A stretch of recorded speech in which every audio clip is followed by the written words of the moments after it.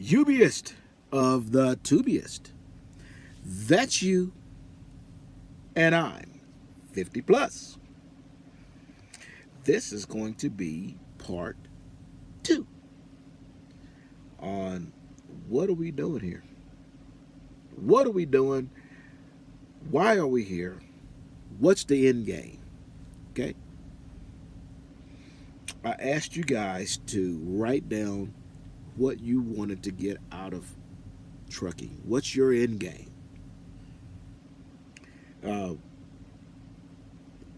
I'm sure there's a broad array of answers to that question, but the most answers to that question, I would say, is eventually you want to get your own business. You want to,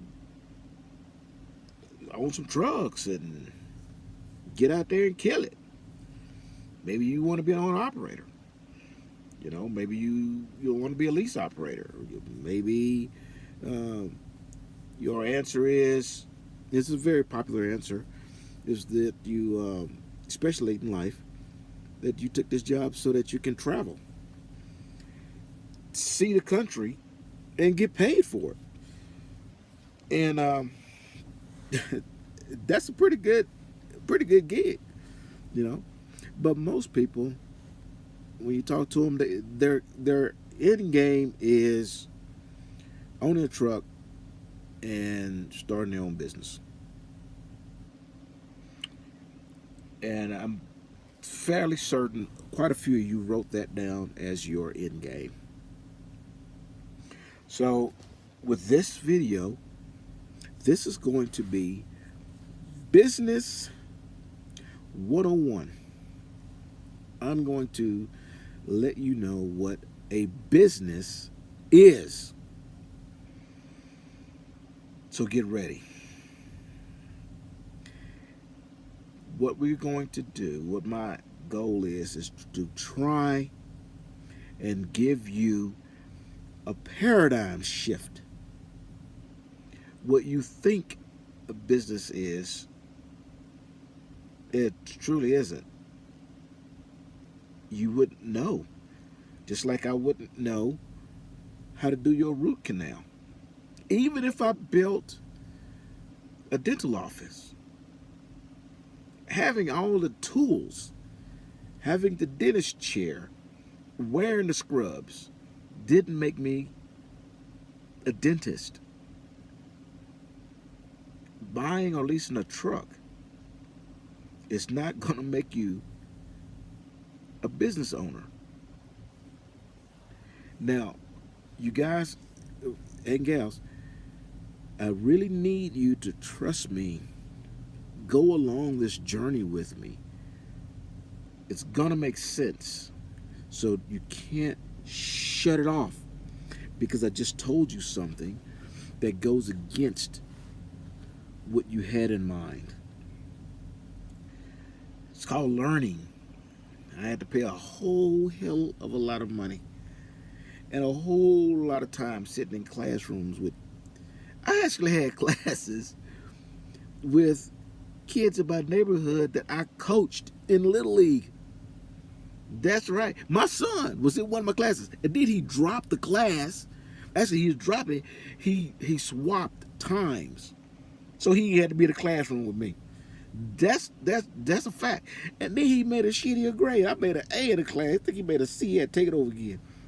It was Microsoft class where you teach you how to use Word and PowerPoint and all that shit. Yeah, I'm like, dude, yeah. So, and I'm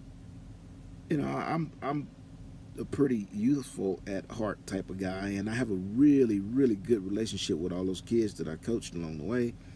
So I actually enjoyed being in the class with those kids, and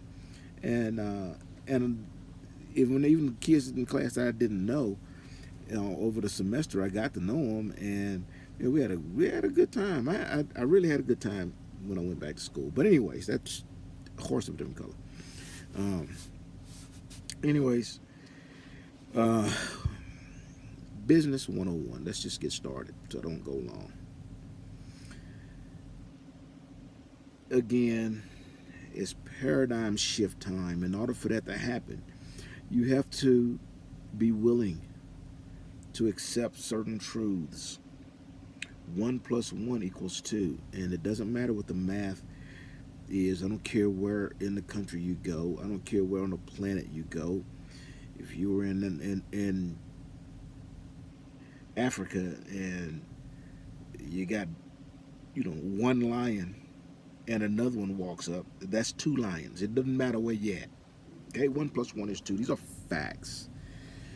We can't change facts. We have to accept them for what they are. Okay? So,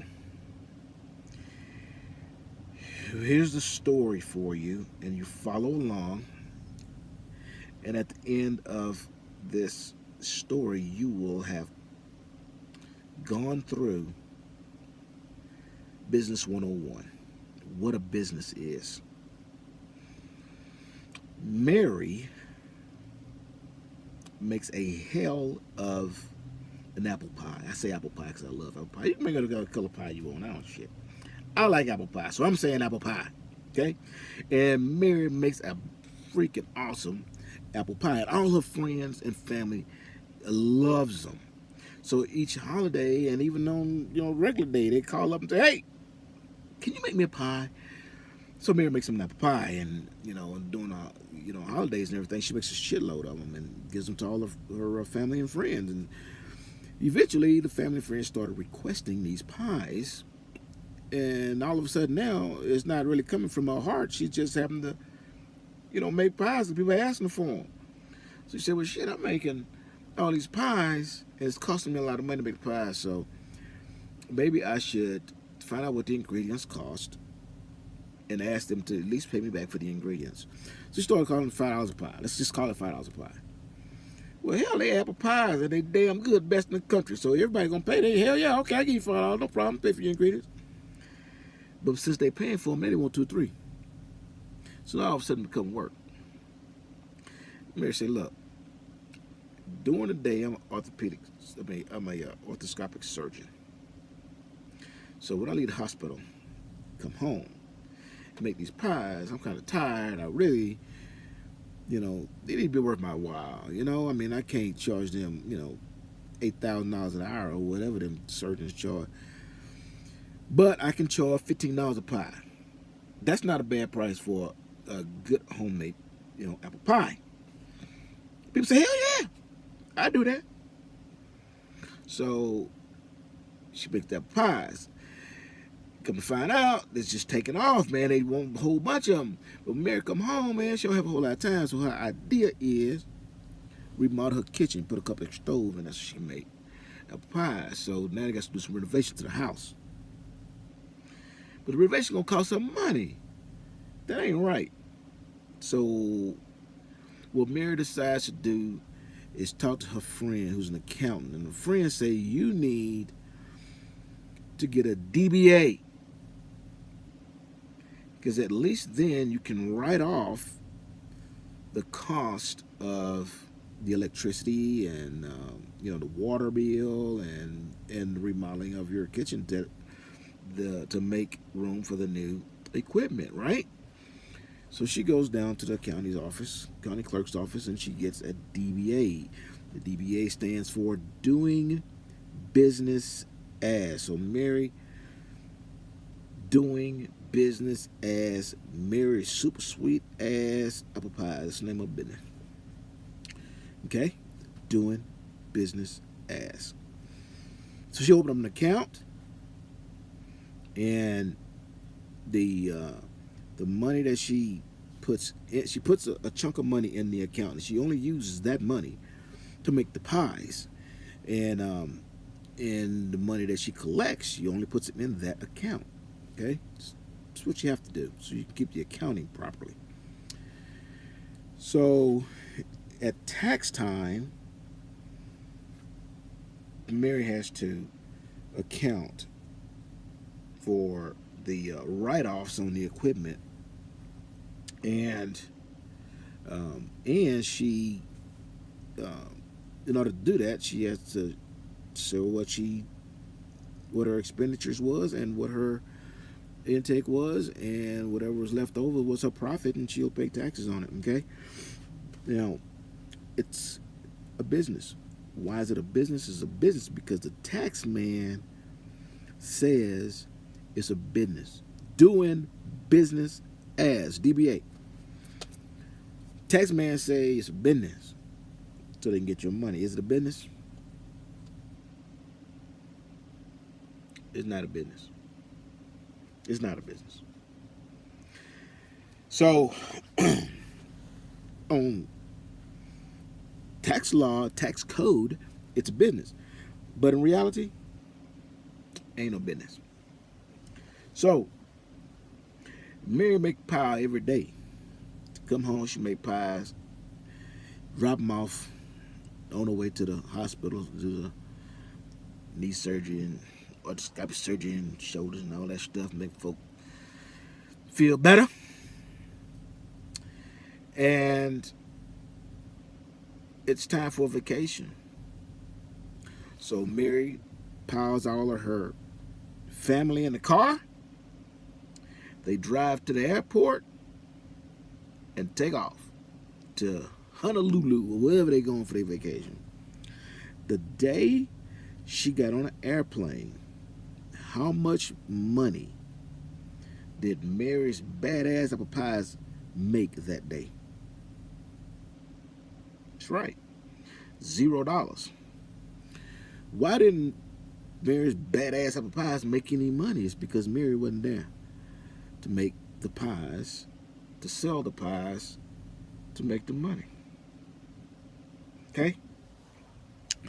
So after vacation, Mary come home, she realized the time that she spent in vacation, she could have made, I don't know, let's say $1,000 on pies. I don't know, it's a whole hell of a lot of pie, but she did it. Okay?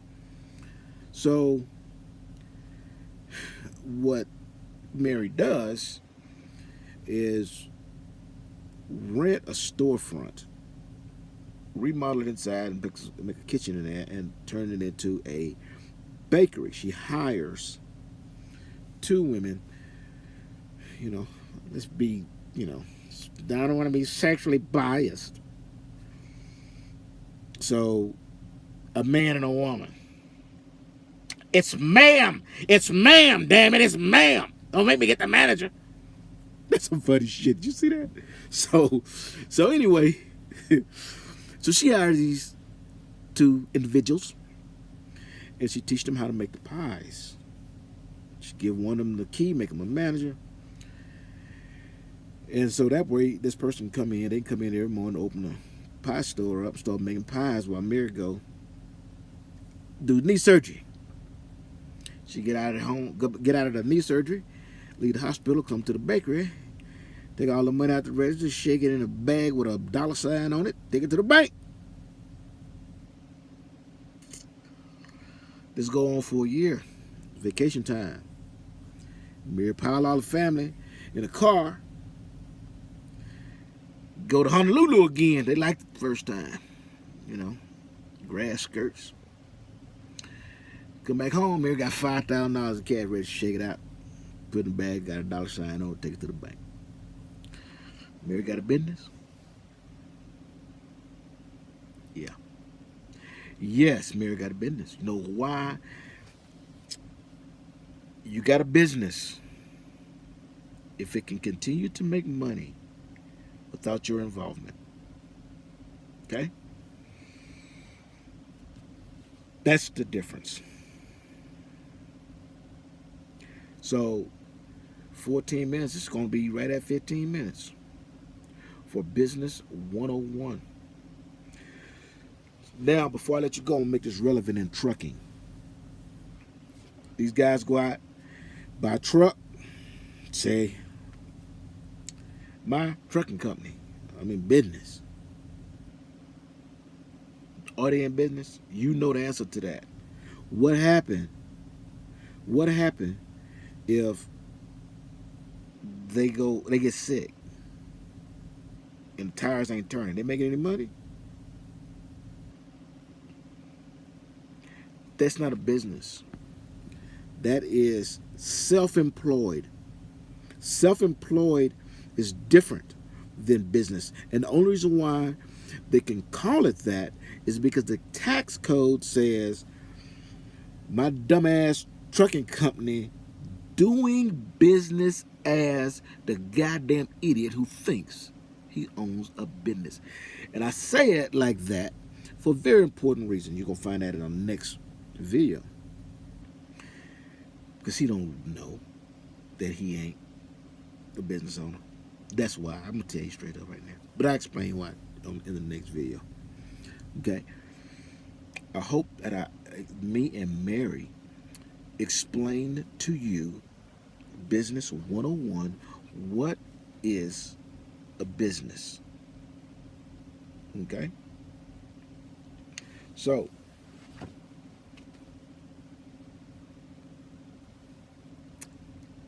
I'll see you in the next video. 16 minutes. Next time we'll expand on Nas. Okay? Here we go. Here, boop.